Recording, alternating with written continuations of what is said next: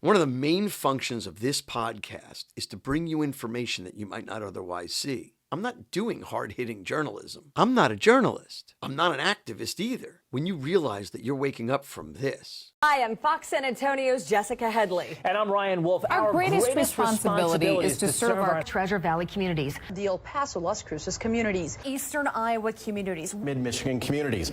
We are extremely proud of the quality, balanced journalism that CBS 4 News produces. But we are concerned about the trouble and trend of irresponsible, one-sided news stories plaguing our country. plaguing our country. The sharing of biased and false news has become all too common on social media. More alarming, some media outlets publish these same fake stories without checking facts first. The sharing of biased and false news has become all too common on social media. More alarming, some media outlets publish these same fake stories without checking facts first.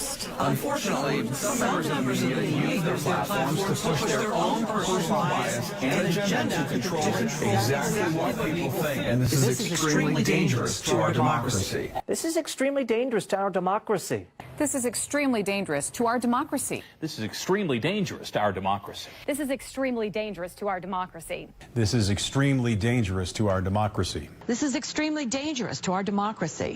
This is extremely dangerous to our democracy. This is extremely dangerous to our democracy. This is extremely dangerous to our democracy.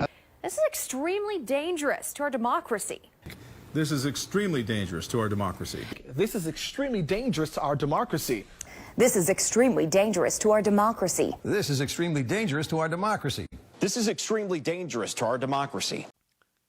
As you wake up, you realize that all, not some, but all of the legacy or mainstream media is corrupt, and the masses, the populace, are just sheeple who are programmed, brainwashed, and largely fast asleep. I was one of those people. I was practically raised by a television. They call it programming for a reason. It's time for all of us regular citizens to unplug, reprogram ourselves, and ask questions. Tucker can introduce this much better than I can. Turns out a lot of things that have been derided as conspiracy theories actually bear, more investigation, actually.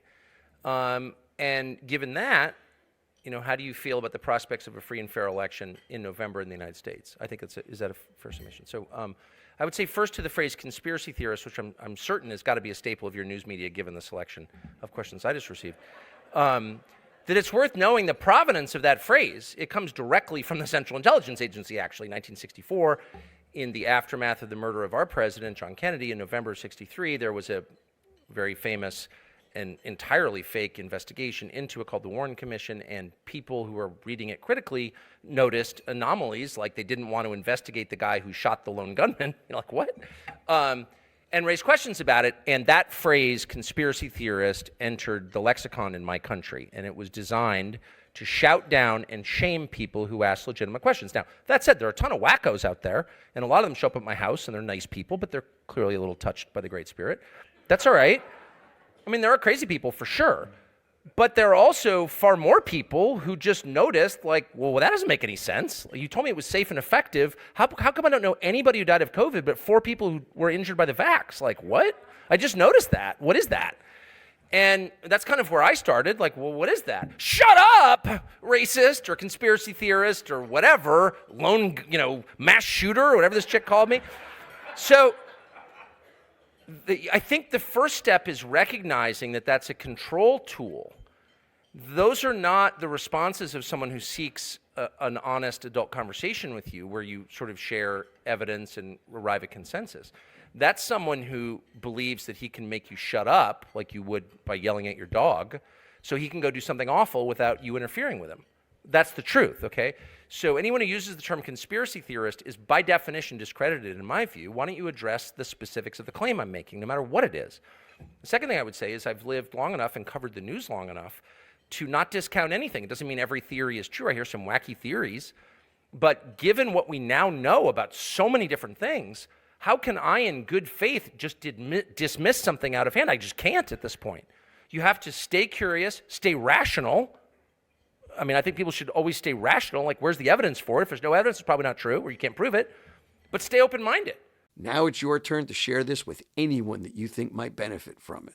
It's time for us to be loud, and it's time for us to be heard. Be loud and ask questions. Until next time, remember, everyone wakes up at their own pace. You are not alone. We will get through the Great Awakening together. If you thought this video was helpful, hit the like button below, join the channel, leave a comment, and share, share, share. God bless America, God bless this podcast, and God bless you. Stay frosty, my friends.